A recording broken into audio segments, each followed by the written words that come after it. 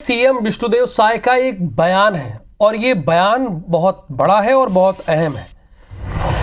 विष्णुदेव साय ने कहा है कि पीएम आवास में कोई शिकायत नहीं आनी चाहिए।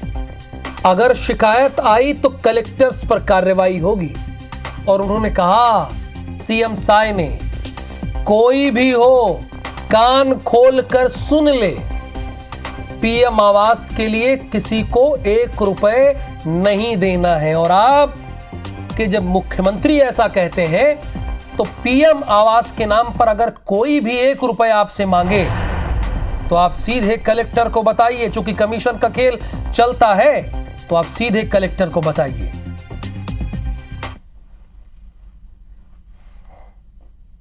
कि अगर ये प्रधानमंत्री आवास में एक भी पैसा के कहीं कोई शिकायत आई तो सीधे सीधे वो जिला के कलेक्टर के ऊपर में कार्रवाई हुई।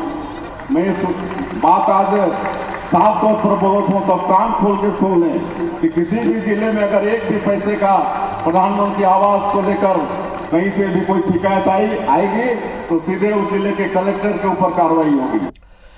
सौरभ सिंह परिहार हमारे साथ लाइव जुड़े हैं। सौरभ, बहुत बड़ा मैसेज देने की कोशिश की है और सीधे अगर कलेक्टर पर कार्रवाई होगी तो जाहिर सी बात है कलेक्टर की जिम्मेदारी पहली हो जाती है कि वो सभी को बिना कोई किसी तरह का कमीशन लिए, चूंकि दूसरे राज्यों में ऐसी खबरें हैं कि कमीशन चलता है, बिना कमीशन लिए विशुद्ध लोगों का पीएम आवास बने। जरा बताइए इस खबर के बारे में हमारे दर्शकों को, सीएम ने और क्या क्या कहा वहां से।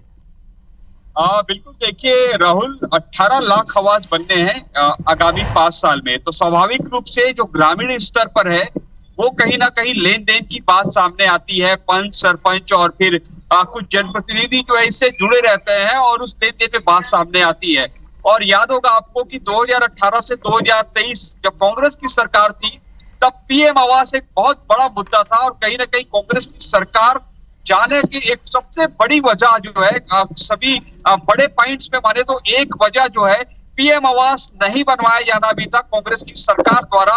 तो कहीं ना कहीं अब बीजेपी की सरकार आ गई है और खासकर पीएम आवास जो है, जो केंद्र और राज्य सरकार की महत्वाकांक्षी योजना है, तो ऐसे में वो बर्दाश्त नहीं करेंगे कि 1 रुपया जो है लाभार्थी से हितग्राही से लिया जाए। क्योंकि दरअसल इसका प्रभाव ऐसे पड़ेगा, अगर 1 रुपया भी या इस पर अनियमितता, भ्रष्टाचार की बात सामने आती है तो 2028 में विधानसभा चुनाव होने हैं, तब जो है जनता, ग्रामीण जनता जरूर ये कहेगी कि हमारे पीएम आवास में पैसा लिया गया है अमुक व्यक्ति के द्वारा। तो आप समझिए कि ग्रामीण स्तर पर जो लोगों की जो है आपसी मनमुटाव जो है केवल एक वही के आस पड़ोस के एक जनप्रतिनिधि, एक पंच, सरपंच तक ही रहती है, लेकिन इसका असर जो है सरकार पर पड़ता है। सरकार को जो है इसका नुकसान झेलना पड़ता है। तो इसलिए सरकार अभी से सचेत है। दरअसल आज मोर अधिकार कार्यक्रम के तहत 5.5 लाख लोगों को जो है पहली किस्त दी जा रही है।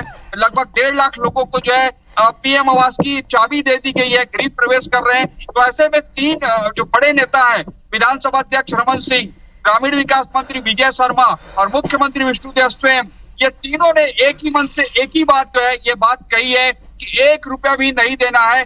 कलेक्टर पर जो है सीधे कार्रवाई होगी। कलेक्टर का असर दरअसल ये समझना होगा, वो जो है कहीं ना कहीं समझने की बात है। जनप्रतिनिधि को ये बात तो कह ही रहे हैं, लेकिन कलेक्टर को कहने का आशय ये है कि कई बार जो है जो प्रशासनिक अधिकारी है और फिर जिला पंचायत है, जनपद पंचायत है, ग्राम पंचायत है, ये त्रिस्तरीय जो पंचायत व्यवस्था है उसके अंतर्गत जो है पैसा जो है ले लिया जाता है कई माध्यमों से। बिल्कुल सौरभ, और इसमें कोई दो राय नहीं कि ये बड़ा फैसला है सीएम साय का। उन्होंने जिस तरह से कलेक्टर्स को आगाह किया है, उन्होंने कहा है कि कान खोलकर सुन लीजिए, और जाहिर सी बात है कलेक्टर्स भी इस बात को समझ गए होंगे। धन्यवाद सौरभ जानकारी के लिए आपका।